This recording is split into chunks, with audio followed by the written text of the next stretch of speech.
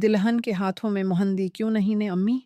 किसी बच्ची ने दिलहन को पर इश्तियाक नज़रों से देखते हुए अपनी माँ से सवाल किया, और जहाँ उसकी बात पर उसकी माँ ठटकी, वहीं दिलहन की भी नज़रें अपने हाथों पर ठहरी शफ़ाफ गुलाबी हथेलियाँ वीरान और बेरोनक।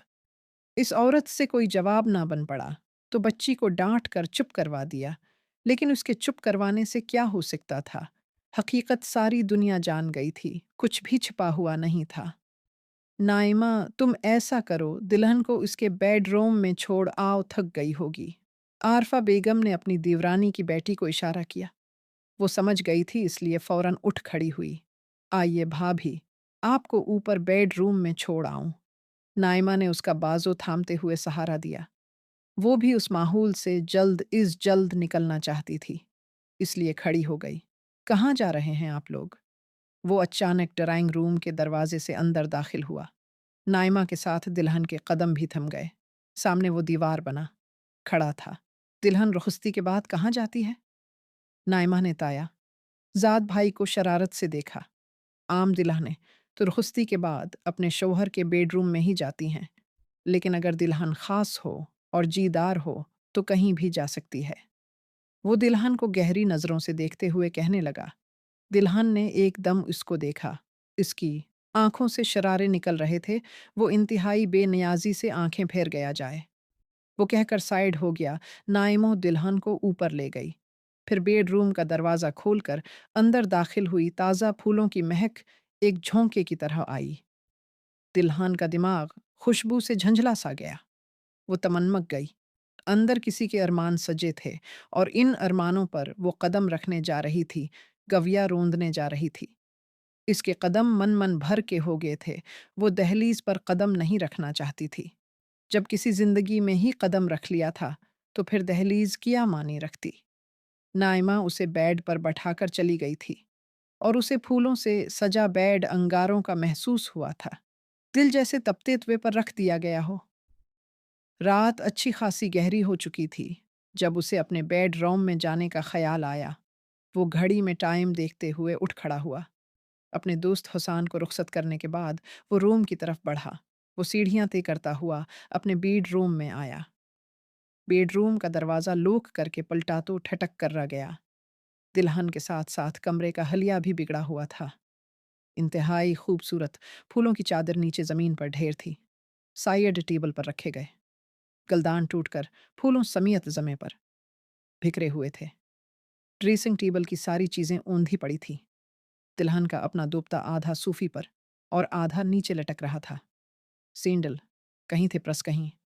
वो एक एक कदम कदम बढ़ाता आगे आ रहा था कि नीचे कोई चीज़ चरमरा के रह गई। उसने कदम पीछे उठाया और देखा।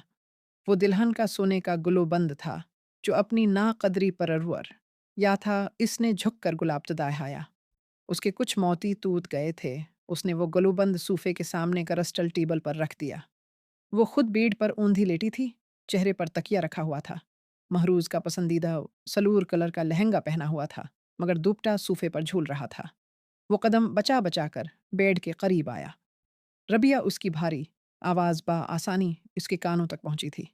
रबिया, उसने दोबारा आवाज़ दी, मगरूह निस्से मसना हुई। वो जैसे ही थोड़ा करीब हुआ, उसकी नज़र दिलहन की कमर पर पड़ी। पिछला गला खासा गहरा तो दूधिया रंगत सलूर रंग को मांद कर रही थी। उसने बमुश्किल अपनी नज़रें चराई। बीलो सो गई? उसने हाथ बढ़ाकर इसका बाजू बुलाया। इसके लम्स से एकदम करंट खाकर आट बैठी। डोंट टच मी मिस्टर महरूज बख्त, इसने अंगली उठाकर कहा। क्यों, क्या तुम मेरी बीवी नहीं हो? वो इसकी आंखों में ऊँखें डालते हुए कहने लगा। नहीं हूं मैं तुम्हारी बीवी। नहीं हूं, समझे तुम? वो ये चला उठी, तो फिर यहाँ मेरे बेडरूम में क्या कर रही हो? वो इंतहाई इत्मीनान से की रहा था। सज़ा भगत रही हूँ। अपने किए की सज़ा वो चबा कर कहने लगी। महरूज उसे सिरतापा देख कर रह गया। रोई रोई सरख आंखें, मिटा मिटा सा मेक, अब कुंधों पर बिखरे शोल्डर कटिंग सल्की बाल और बना दूपटे के उजागर होती रनाइयां नजर हट नहीं रही थी। तुम्हारे लिए सज़ा है, मगर मेरे लिए तो अल्लाह की अता किरदा एक ख़ास नेमत हो तुम, उसने गंभीर लहजे में कहते हुए इसके गाल को छुआ। वो इसके अंदाज पर भड़क उठी, कहा, है ना, मुझे हाथ मत लगाना। हाथ पीछे हटाओ, इसने सख्त लहजे में कहा। महरूज के हाथ उसकी कमर को छू रहे थे। उसे ऐसा लगा जैसे उसके जिस्म पर बछो रेंग रहे हों। इतना सब्र नहीं है मुझ कि मैं आज की रात पीछे हट जाऊं, बल्कि जो कल की रात गुजारी थी वो भी खुदा जानता है। उसने कहते हुए उसे जोर से भेंच लिया था। मैं कि रही हूं, मुझे हाथ मत लगाओ। वो फंकार कर कहती हुई उस पर झपट पड़ी। वो उसे अपने नाखनों से नोचने की कोशिश कर रही थी और वो अपने बचाव के लिए उसके हाथ रोक रहा था, लेकिन जैसे बीरबिया के नाखनों ने उसकी गर्दन पे खिराश डाली, वो अपना गुस्सा कंट्रोल नहीं कर सका और यकदम उसका हाथ उठ गया। वो उसके भारी हाथ से थप्पड़ खाकर पीछे की तरफ बेड पर गिरी। बस बहुत हो गया। तुम्हारा तमाशा, हर चीज़ की हद होती है। अपनी हद में रहना सीखो। वो पहली बार यूं गुस्सा से धाड़ा। तुम मुझे हद बता रहे हो?